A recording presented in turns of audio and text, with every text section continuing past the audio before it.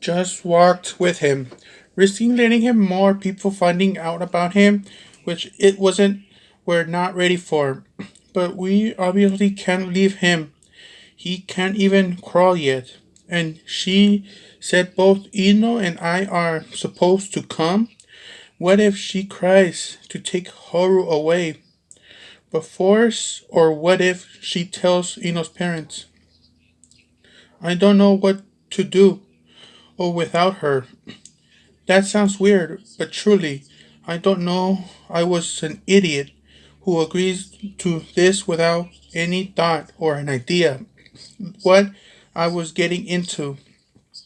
Even though both of us in this together, Ino really the one who's doing a better job at taking care of Haru. If she does tell her parents it's Ino's parents, and if they are totally against it, and she cries to obey, and I can't force her, but I'm not abandoning Haru. I guess we just have to cross our fingers and hope for the best. Why can't everybody be just like Sasuke and mind their own business? Wait, on second, I thought enough people for them to come back to the leaf. So never. I finished the dishes, which I hope I did properly. I don't feel like getting my head ripped off to do it again. I grinned at the thought. I scratched my head. To Ino, as I entered the room, I saw Haru was quietly asleep in the middle of the bed, whereas Ino was leaning on the window, still looking out, back, turning to me. Before I could even call her, she spoke without turning around. Naruto, she called, solemnly calm and clearly full of worry. What are we going to do? Not knowing what to do right now and not wanting to lie to her, I answered only one way I could. I don't know. But we'll think of something. Having sighed. Turning around, we should get ready for bed, she said, opening the wardrobe, laying in the bed, staring to the ceilings. I couldn't help but pray for us to really think of something tomorrow or what, at least for Granny, to hopefully to understand and hear us out. Turning around my side and close my eyes to fall asleep. I hope we think of something. Normal point of view. Okay, we need to come up with a plan of action, an escape plan, and we're all gonna have to come up with your own personal script and plan in case we caught in a situation where we have to talk our way out of it. Well, thought out of a backstory. Any questions? Naruto said, looking down at little Haru laying on the couch, staring back up with a big blue, curious eyes. Naruto, Naruto just agreed. Come on, little buddy. At least give me a sign that you understand. What's down and wink. And Haru just says, go, or something. Haru stared at Naruto again, then suddenly stared, giggling and kicking off his socks. In the process, Naruto softly sighed and sat down beside Haru. Grabbing the discard white socks, gently placed it back on the blue eyes baby's foot, at which Haru went silently began quietly staring at him again. Leaning back, Naruto slouched against the couch, releasing another sigh. He truly didn't know what to do. Naruto, I'm ready, Ino said, walking out of the bedroom, getting her bag and keys. A not thrilling look on her face. Sighed for the 100th time. Naruto got up and picked up Haru. I guess we should go now, he said, heading to the door only to be stopped by Ino. What's the matter? We have to go. You know? I know, but I can't used used to this. A rooftop, it'll be faster, and less people will get spot us. I guess, Ino said, clearly nervous and not making eye contact. I guess we can. That's actually a really good idea. Jumping from roof to roof, two ninjas keep a slightly mutual speed, not slowly, not fast.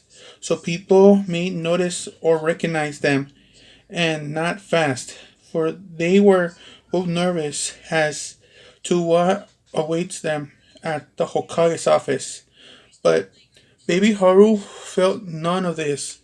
Being the innocent he was resting snugly into Naruto's arms, taking a fresh air, his smooth breeze, gaze curious with the bright eyes and just a bright blue sky, and slowly shifting white clouds. He's still very young, but it's been a while since he been outside. Both Naruto and Ino said in unison, stopping at the rooftop building right next to the Hokage. They stood there a few seconds until Naruto turned around into Ino and broke the silence. Ino. The serious tone and look at Naruto face made Ino know what Naruto meant business and was truly worried. I'm not going to force you, but I have to know what are you willing to do for Haru? Ino was slightly taken back and hurt that Naruto doubted her, but understood. She was scared. She had second guessed multiple times. She didn't know how to stay positive like Naruto.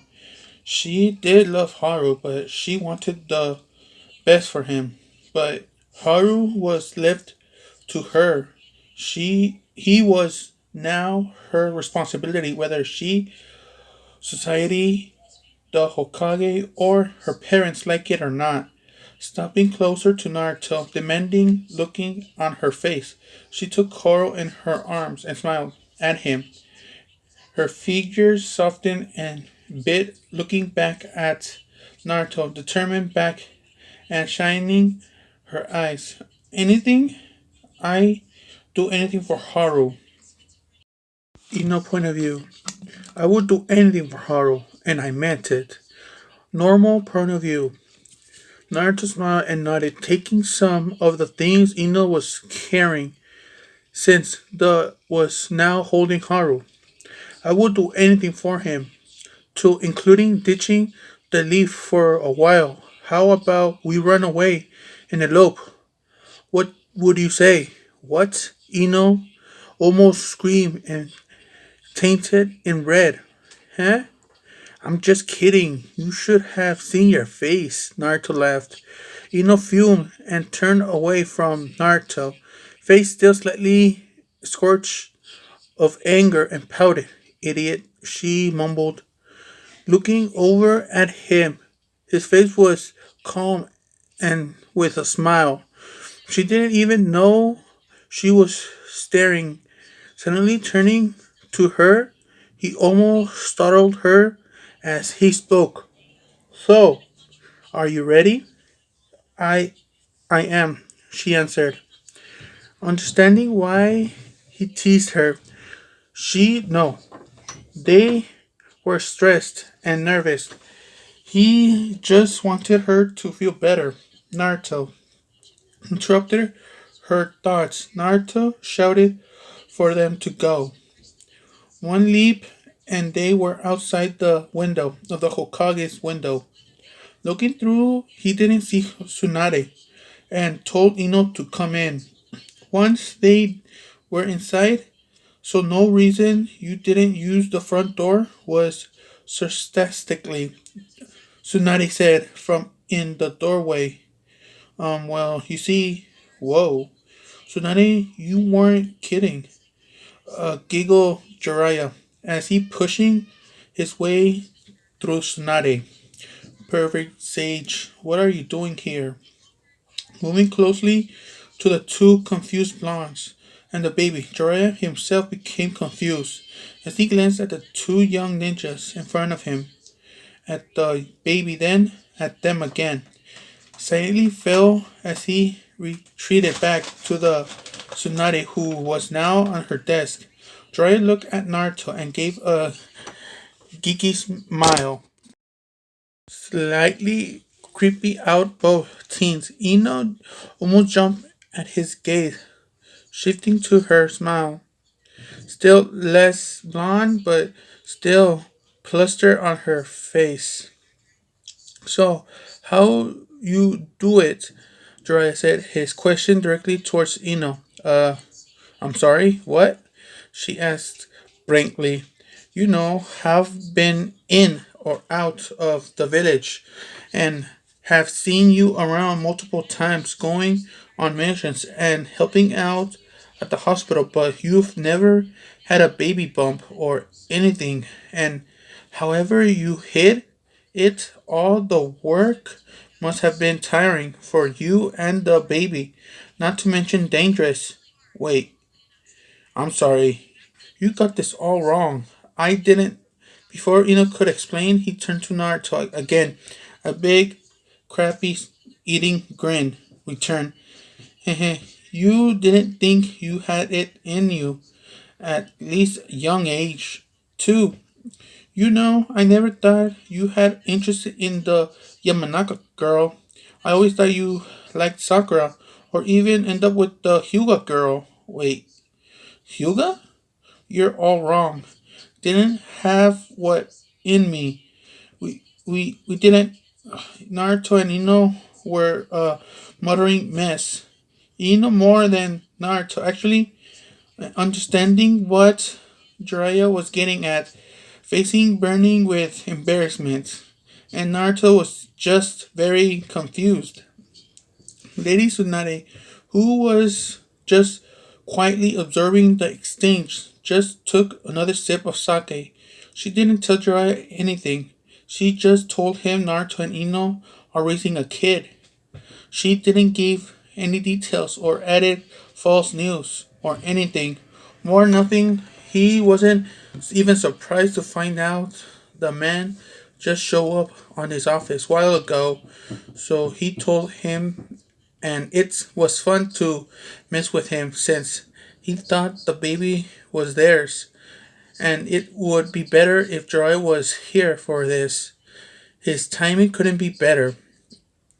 It was about getting serious in a minute, and even though she knew Naruto wasn't going to go with any, she said without good arguments, the thing she was about to say recommend some of it. He have no choice but to listen. And if Jiraiya is here, she would have better chance him actually listening. Being here, thought were cleared. Around Naruto, she glanced at the trio where said boy was standing. Ino was still trying to explain but was stuttering. Red mess, nothing she said made sense, and Jiraiya wasn't even paying attention to her. She was too busy stuttering and starting off into space with his fingers on his chin. Probably wondering Naruto got in a good grace and a hot blonde and in his pants. Looking at Naruto, who was not now out of his confused state, she was now turning to the baby. His face was calm, but holding so much love and determination as if the baby was his own. Tsunade in world side. Even with Jiraiya here, this was going to be harder than I thought. Sighing more, Tsunade put down her glass of sake. Okay, that's enough, Jiraiya. Here, now. Everybody instantly silenced. Jiraiya stuffed behind Tsunade and her desk and seriously looked down, plaster on his face. Both Naruto and Ino tensed up the feeling and the atmosphere as they were the center of themselves in front of Tsunade's desk.